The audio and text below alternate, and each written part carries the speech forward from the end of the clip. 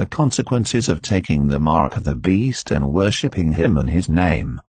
In times ahead, there shall arise a man who will rule the whole world. He is the man identified by what he stands for, and that is, the Antichrist, or the son of perdition, or the lawless one, or the man of sin, or the beast. He was described to Daniel, the ancient prophet, as a king of fierce countenance and who understands the dark sentences. That his power shall be mighty, but not by his own empowerment. He shall prosper in destroying, thus shall destroy the mighty and the holy people, wonderfully. Through his policy, he shall cause craft to prosper in his hand, and he shall magnify himself in his heart. By peace he shall destroy many. He shall also stand up against the Prince of Princes, who is Jesus, but shall be broken without hand. Moreover, Daniel was informed that this man shall speak great words against the Most High God, and shall wear out the saints of God. He shall think to change times and laws, and they shall be given into his hand, until a time and times and the dividing of time, that is, for 3.5 years. Thus he shall be a very prominent and powerful person, and this will not by his own powers, as stated. In another part of the Scriptures we are informed that his source of power will be from the devil himself, and by that power he shall perform mighty signs, for instance, bringing fire from heaven. These will be accompanied by lying wonders with all unrighteous deception, that shall be greatly received by those who do not love the truth of God.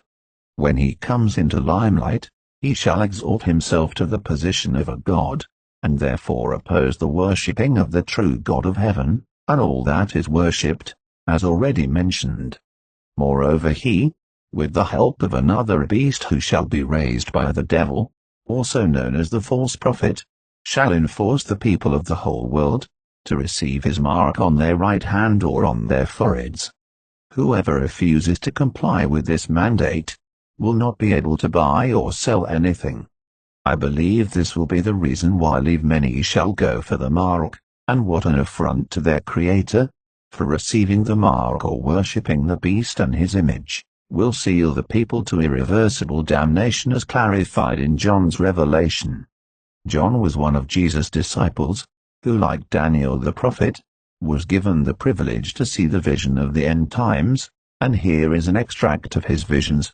Then I saw another angel flying in the midst of heaven, having the everlasting gospel to preach to those who dwell on the earth, to every nation, tribe, tongue and people, saying with a loud voice, Fear God and give glory to him, for the hour of his judgment has come, and worship him who made heaven and earth, the sea and springs of water.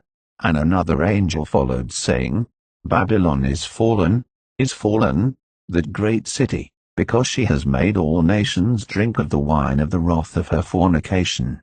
Then the third angel followed them, saying with a loud voice, If anyone worships the beast and his image and receives the mark on his forehead or on his hand, he himself shall also drink of the wine of the wrath of God, which is poured out full strength into the cup of his indignation. He shall be tormented with fire and brimstone in the presence of the holy angels, and in the presence of the Lamb. And the smoke of their torment ascends forever and ever, and they have no day or night, who worship the beast and his image, and whoever receives the mark of his name.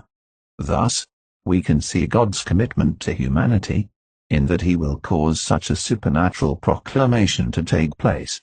For, even though the beast shall enforce his worshipping, God will remain God and will still require the fear of the Lord to be observed. The fear of the Lord is to shun evil and to obey all his commandments, one of which states, You shall fear the Lord your God, you shall serve him alone, and to him you shall hold fast. Even so, those who have read this part of the Scriptures already know God's stance regarding this future scheme, and should remember to stay clear when the time comes. For the sake of emphasis, I will reiterate the latter part of John's excerpts as cited earlier. It says that those who will take the mark of the beast or worship the beast and his image will receive God's full wrath.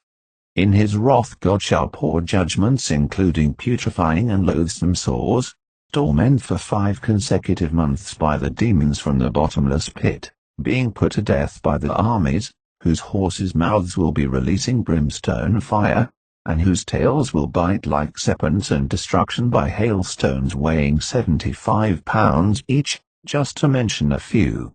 All this will be followed up by burning in the lake of fire for eternity. The beast, the false prophet, and the devil will eventually be cast into the lake of fire by God, for eternal torment too. Clarifying that taking the mark and worshipping the beast and his image will incur temporary benefits but irredeemable consequences. Thus, this is the time to make up one's mind, whether to take the mark and worship the beast for temporary comforts, or whether to stay clear and most likely suffer, but gain eternal salvation.